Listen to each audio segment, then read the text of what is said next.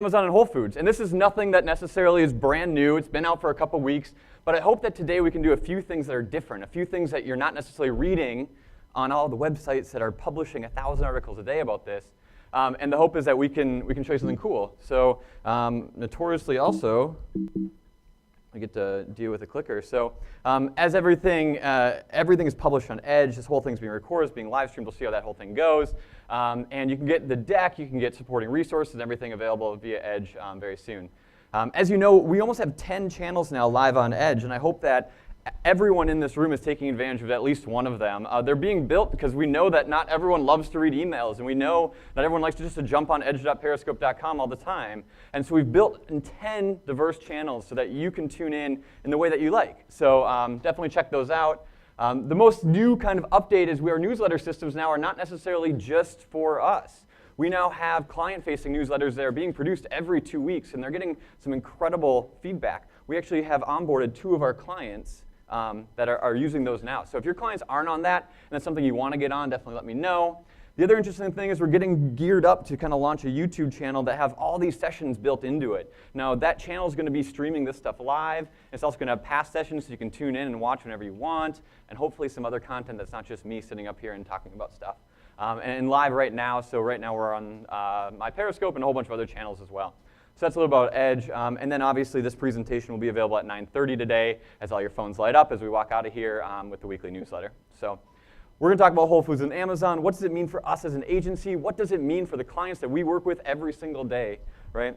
And before we start, I looked back in the last 6 months, and we have talked about Amazon a ton, right? Amazon, we're beating it like, I don't even know the analogy, but we're talking about a ton. Like 80% of posts that we've talked about is Amazon incorporated somewhere.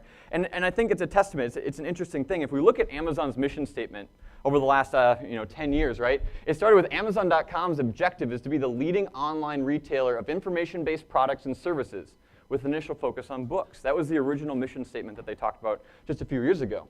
It's evolved, right? It evolved to our mission is to be the Earth's most customer-centric company to build a place where people can come and find and discover anything they might want to buy online. And most recently, we seek to be Earth's most customer-centric company, right? So we've completely destroyed the barriers all the way to the core of the mission statement to truly embrace what Amazon is today, which is much more, as we all know, than just an online retailer, right? And truly, their goal is to take a cut of every single piece of economic activity in the world, right? Amazon Whole Foods, right? Nothing that's crazy new, but this is what we're going to talk about today. We're going to talk about what happened. We're going to dive a little bit more into that than maybe Mashable and CNN and the Wall Street Journal have necessarily covered. We're going to look at why it was kind of an odd purchase for Amazon. It was kind of weird for them to purchase this. It wasn't a small amount of money, almost $14 billion. We're going to look at why it was truly a solid move for them to do. We're going to look at the industries that are going to be affected and have already been affected by this kind of transition.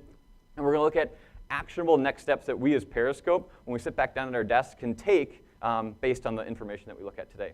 So June 16th, it was a couple weeks, it's about 2 weeks ago now, right? And Amazon and Whole Foods were purchased. I stood up at my desk, I hung up the phone with my wife and said, guys, Amazon just bought Whole Foods for $14 billion. Probably the biggest piece of news, I would argue, in the last 6, 12, 18, and maybe even further than that, right? But the interesting thing is that wasn't the only acquisition that happened that day, and some say it was strategic. Walmart actually bought Bonobos. I don't know if you guys know that, for a cool $400 million, right? Just chump change, threw that over the wall, and just called it a day. But that's a huge acquisition as well. We can't forget about that. We're not going to talk about that today, but just something to keep in mind. So when we talk about Amazon and Whole Foods, we talk about the 16th a couple weeks ago. Here are the facts, right? We look at the purchase of $13.7 billion. That's a ton of cash, right? The biggest thing, the most tangible thing that they purchased were the actual stores, right? They purchased 465 Whole Foods stores that are located across 3 different countries. And that's the distribution centers that they purchased just straight off with the sales. And it's truly the largest acquisition that Amazon has ever undertaken, right? And why did they do this? Like, what was the point of this purchase? Like, Whole Foods is great. We all love the avocados that Whole Foods sells. But why would Amazon want to do that, right? And I think the tangible things that we quickly jump to are 2 things. We look at the real estate locations, right? They're prime. Like, we have a couple sitting down the road. We had 465 places that Amazon just bought that they can do whatever they want with. And then we're looking at a customer overlap. You look at the Prime customer notoriously as being a higher income individual, right? And Whole Foods actually transitions with that a ton. Now, Amazon is looking to expand differently, and we won't talk about that today, but there's an article up on Edge that talks about Amazon's now offering Prime for a discounted rate based on the government assistance that you might be on. And so people who are on government assistance are getting Prime as little as $4 or $5 a month, right? And it's an incredible, incredible thing, but we're not going to talk about that. It has huge impact, right? But ultimately, it was still a pretty odd purchase, and I want to tell you why that might be, right? So Amazon's only spent over $1 billion one time, and that's when they purchased Zappos. And I don't know if you guys even knew that Zappos was purchased by Amazon, right? They purchased Zappos for, I think it was $1.2 billion. And when you look at the 3 other major acquisitions that they've done, so they purchased Zappos, they purchased Twitch, and they purchased Audible, right? There's nothing in comparison. So we compare the top couple here, and you look at when they bought Alexa for $250 million, they bought Audible for $300 million, Twitch for 0.97, so it's $970 million, Zappos for 1.2. If you look at Whole Foods, this is off the charts, right? The amount of money that they spent for this purchase is gigantic. And just goes to show. The other interesting thing, we won't dive too far into this, but you look at the most recent acquisitions by Amazon, it's truly for 2 reasons why they buy companies, right? One is to eliminate competitors, right? If Zappos is going to infringe on my shoe business, I'm just going to buy them. I don't care, right? I'm Jeff. 2 is to buy tech to plug into their existing services. So they'll buy service companies, buy tech companies, plug them in to make Prime Video better or to make service better in some way, shape, or form. But Whole Foods doesn't necessarily fall into any one of those categories. The other super interesting thing is Whole Foods wasn't doing that good, right? We look at the stock price of Whole Foods, and it wasn't actually that great. And the argument is that Prime or Amazon probably got, that's an interesting slip up I just did, right? We look at Prime as Amazon is such a whatever, we won't get into that. But Whole Foods wasn't doing that good, right? We look at the price, and the reason why this was, and I won't go into that, is that's a Whole Foods. Oh, it's beautiful, right? But we look at competing grocery stores, and grocery stores that some of us in this room have had incredible focus on in the last couple of months, and we look at they're able to duplicate the experience that only Whole Foods was once able to do, right? So we look at this, that's a Hy-Vee, right? That is a Hy-Vee store, and so why would I go to Whole Foods and pay $12 for an avocado when truly Hy-Vee is just down the road offering me a lot more? One of the many reasons that we speculate the stock price is down, needless to say, Amazon bought it. They potentially got a really good deal on it. So why did Amazon wait so long? $14 billion is a ton of cash, but Amazon could have purchased that a few years ago. Wouldn't have been an issue. But if we look at the category of grocery, and I'm not an expert in grocery, and there might be some in the room who know grocery a little bit better than I do, but grocery is incredibly difficult, right? And if we compare it to Amazon's initial offering of books, there's a huge difference, right? So we look at books. E-commerce can win a selection. There's millions and millions of books on e-commerce. We can have a huge warehouse. It's great. We can offer all the books in the world. We instantly are better than bookstores that can only carry a couple thousand titles. They sit in a warehouse forever, right? Oops, here we go. They sit in a warehouse forever. They never go bad. They're constant across all channels. When you buy a paperback Harry Potter book, it's a paperback Harry Potter book. There's no difference really in books, right? And they're easy shipping. But when we look at the transition to grocery, we're looking at the exact opposite, right? Groceries expire quickly. They get bad. You can't just keep them on the shelf, right? They're variable. Some people like ripe avocado, some people don't. That's obviously just the tip of the iceberg. And shipping is incredibly difficult with grocery. But groceries are fundamentally a different problem that needed a different solution. Amazon couldn't necessarily just say, well, we figured this whole thing out with books and iPhone cables. Can't we just put some avocados in the same tray and call it a day? We can't do that, right? And that can't happen. And so it's interesting to see. And this is a funny clip from The Simpsons you guys will all enjoy. Oh, wait, I didn't see these blueberries. $830. Fine, but we're going to a regular grocery store next week. A week? Without preservatives, this food won't last a day. Look. Right, so it's the point of Whole Foods, right, where these things aren't lasting that long. You're getting 3, 4, 5 days for some of these products, and how are we shipping it? And even with Prime, it's really, really difficult, and Amazon's seen an incredible amount of friction in that case, right? So let's look at the obvious reasons why they purchased. We talked about stores, et cetera, but we looked at the retail footprint, right? By acquiring Whole Foods, Amazon gained those 465 locations that they can distribute products from. And not just grocery. Imagine that the Prime distribution center is not on Como Avenue. Heaven forbid it's 3 miles north. It's just down the road, right? So instead of an hour delivery, what if it's 10 minutes? What if it's 5 minutes? What if it's just down the road, right? And you're seeing that. Remember Amazon Go? We talked a ton about that. That one little store in Seattle where they're like, this is a convenience store. You can pick whatever you want off the shelves and just walk out. Well, now it's at 465 locations, which is incredible, right? And the distribution channels are immense now. Instead of having 100 warehouses, you now can quickly have thousands, right? So 465. You're looking at faster delivery. We talked about that. We basically looked at Prime Now, right? And the opportunity of Prime Now, and I think we've all used Prime Now before, but Prime Now under 2 hours, we talked about what if it's under an hour, what if it's under a couple of minutes. That's now all possible for mass markets because Whole Foods are specifically located in places where Prime customers already are, right? So it's a really interesting kind of crossover. A better grocery selection. So we won't go into it too much, but Amazon's been playing in grocery for the last few years, right? They have Amazon Fresh, et cetera, and they have warehouses that are sitting with grocery in them, but they can't stock that much stuff, right? It's the whole reason why avocados go bad. They have to specifically stay with a certain amount of grocery categories, which leave the selection poor, which leave not a ton of us in this room using Prime Grocery, right? But now with Whole Foods has got the whole grocery store, and now Amazon has access to that entire thing, right? The not so obvious. Whole Foods is actually looked at, I would say, and this is going a little deep, we won't stay in too much time on this, but we're looking at Whole Foods as truly now the biggest customer of Amazon Grocery. Not necessarily Whole Foods is now Amazon Grocery, but Whole Foods is just another customer. And stay with me here. Here's the diagram, right? So we look at Whole Foods, right? Easy enough. We all know Whole Foods is a great grocery store. And we look at all the fruit and vegetables and meats and non-perishables and supplies, the groceries, the product that Whole Foods now has sitting in their stores, right? And truly they come from two places, right? We have the 365 brand, which is Whole Foods' own brand, and then we have other name brands that fill the shelves, depending on what they are. For Whole Foods, it's a little different than a Cub or whatever, but they have that. Now, imagine all of the other places that need food, right? We look at, the delivery service from Amazon. Like, they need food. They buy food from somewhere, right? But you also have, like, restaurants and schools and hospitals and all these other places that need food, and more as demand kind of continues to evolve, they need better food and fresher food, right? Now, what happens if we put Amazon in the middle of this whole thing? The huge, gigantic tech logistics platform that Amazon is, right? And then we look at the suppliers that Amazon has access to, and all of a sudden we have this ecosystem where Whole Foods is no longer the grocery store that gets food and then Amazon spits it out.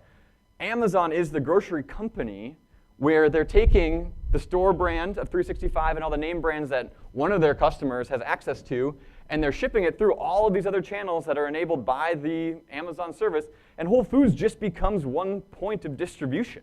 Like, it is simply just the customer on the side. So if you have 1,000 avocados in Como Avenue storage facility that are going bad, well, let's just put them to the 10 Whole Foods locations that we have within trucking distance.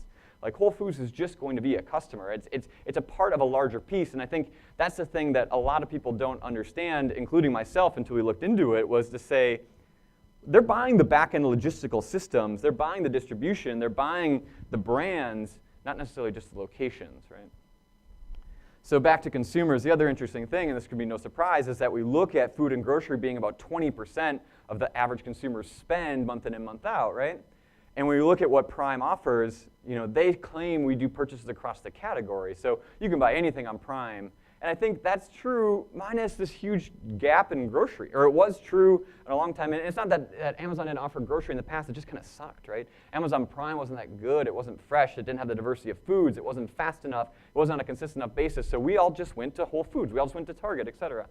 But now, with grocery, Amazon Prime covers the entire spectrum of what a consumer needs, right? And so when you look at this holistic solution, you're looking at eliminating truly the need of anyone else, right? There's no need for anyone else in the market. So when we look at the Target run, right, there's no reason why I have to go to Target anymore. So if you think about it, and I think everyone's different, right? But for probably my demo, the only physical store I probably would ever go to is to get groceries.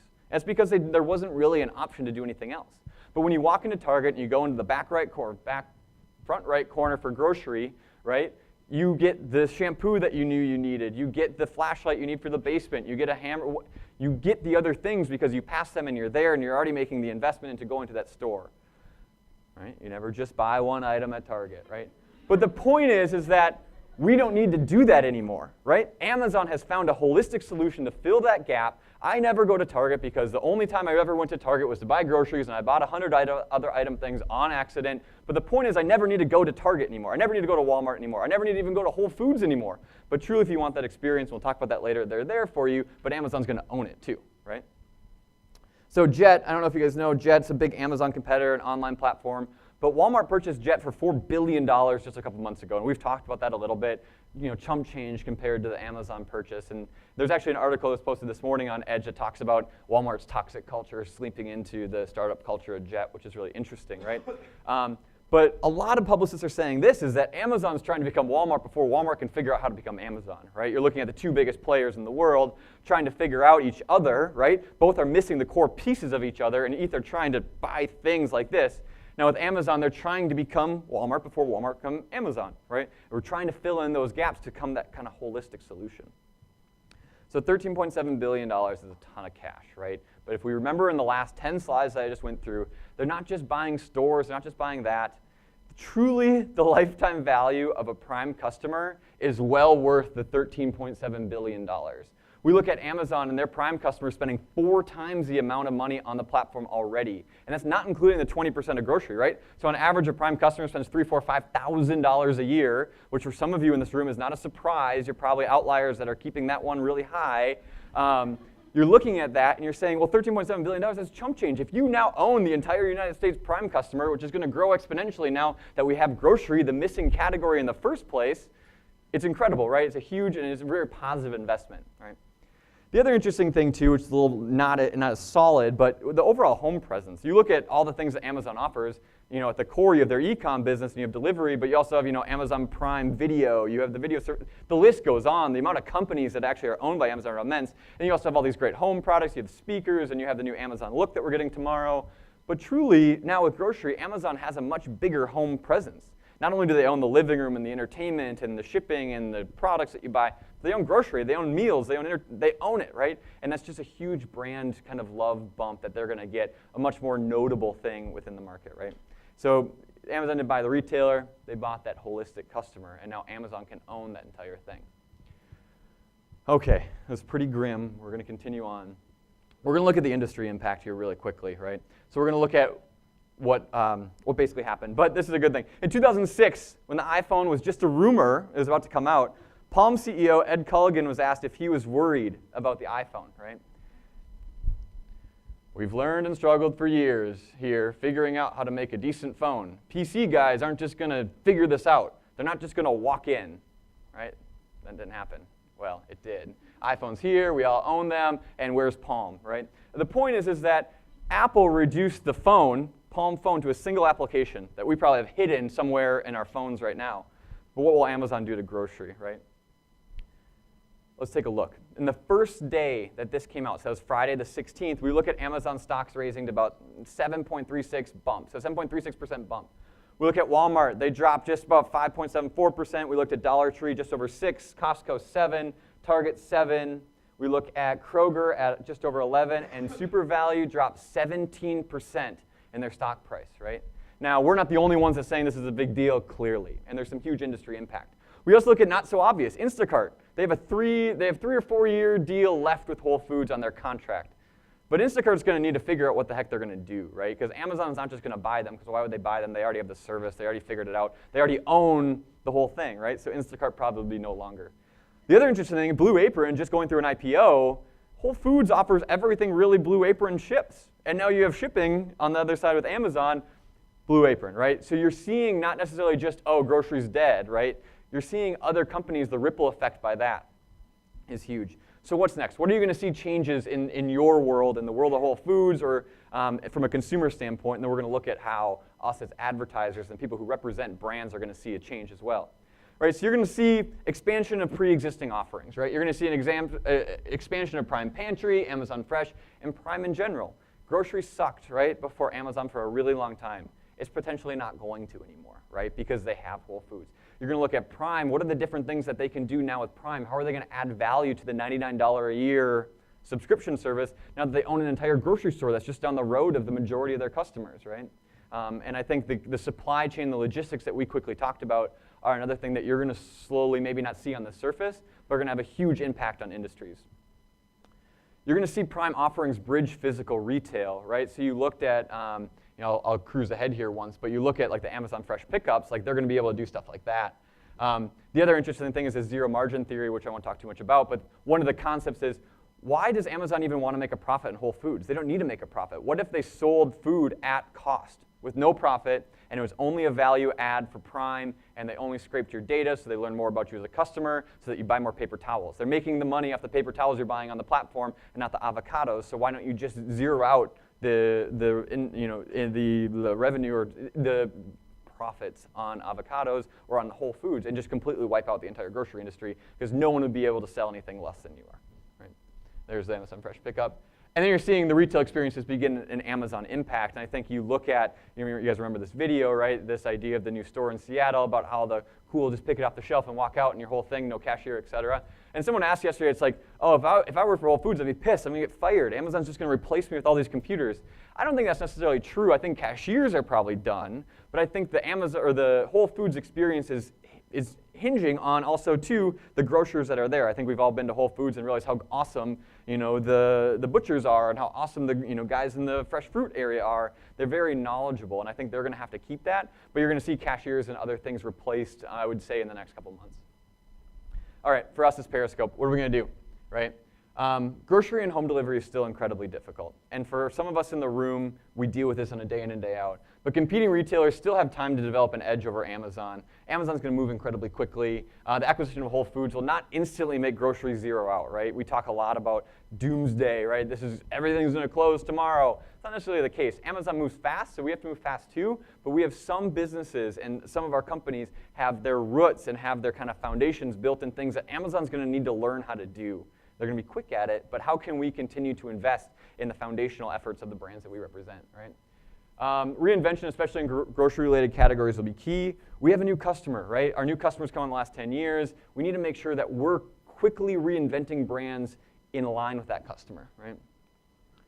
It's not just an impact on groceries, it's an impact of all of retail, which was that slide. If we look at the entire holistic solution, we're not just looking necessarily at, Target and Schwann's and the brands that we might think are grocery-related, but we're looking at really everyone. If Amazon's going to own the entire consumer wallet, there's huge implications with that. Right? And then a focus on the experience. Amazon could not deliver the retail experience that was competing with them, so they had to put up $14 billion to buy it. Right? They had to buy the experience of Whole Foods, and I think we talked about the retail experience is key for many presentations, but truly, Amazon had to buy the experience. How has our brands, specifically in retail, enhanced that consumer experience in ways that Amazon couldn't do unless they put up that cash, right? So what are we going to do? How are we going to take care of this when we sit back down at our desks and points of impact? Here we go. Evaluate the points of differentiation with a new mindset of rapid transformation. Wow, that was a big sentence. And demands from the modern customer. I think we need to realize why Amazon's successful. Why is Amazon so successful? Why is their app so easy? Why do we buy nothing but on Prime? Like, why have they found such success? How are we going to replicate that, and how are we going to rapidly transform our brands to meet the modern customer? How are we going to eliminate barriers? Because Amazon doesn't have any barriers. Remember the day one thing? Amazon is constantly in day one in terms of, that's what Jeff Bezos said, but the idea is they constantly are moving incredibly quickly. We need to eliminate barriers to quickly transform brands for the modern day. Right? We need to maintain a focus on the experience. We talked about that. Amazon couldn't compete with the experience, so they had to buy in for $14 billion. We need to focus on Amazon. Amazon is here to stay. They're not going to go anywhere. They own everything, and they're going to continue to do that. And that's not necessarily a bad thing, right? I just bought IKEA furniture on Amazon because it was Prime, right? It was free delivery. We need to become experts in Amazon. We need to become experts in the Amazon brand. We cannot avoid being Prime members. We cannot avoid being, getting our groceries delivered. Specifically us in this room who are representing brands who are going to be drastically impacted by this change, we have to be on Amazon. And if you guys aren't Prime members, I encourage you to quickly jump on that. Focus on the competitors. It's a big world. Amazon's not going to own all of it. They might own 95% of it. But get Jet.com, get Instacart, start playing with those platforms. We need to realize how those guys are competing with Amazon and the edges that they're creating to kind of burrow in and still maintain kind of a layer of success. So as I mentioned, get Prime. It's huge. I think we all should be Prime members. We all need to be experts in this. We have Amazon hardware here for you guys to check out. So if you want an Alexa to bring home, if you want an Echo to play with, we have all that. We have the new products too. So tomorrow we're getting the new Amazon Echo Look, or Echo Show, sorry. The Echo Show is an Alexa with a video screen on it. Huge implications. I know it just seems trivial, but it's a big deal. And we also have the new Alexa One, and we're constantly staying up to date with that. And so if you don't want to make the purchase under your own Prime account, we have these things for you to take home, and we encourage you to do so.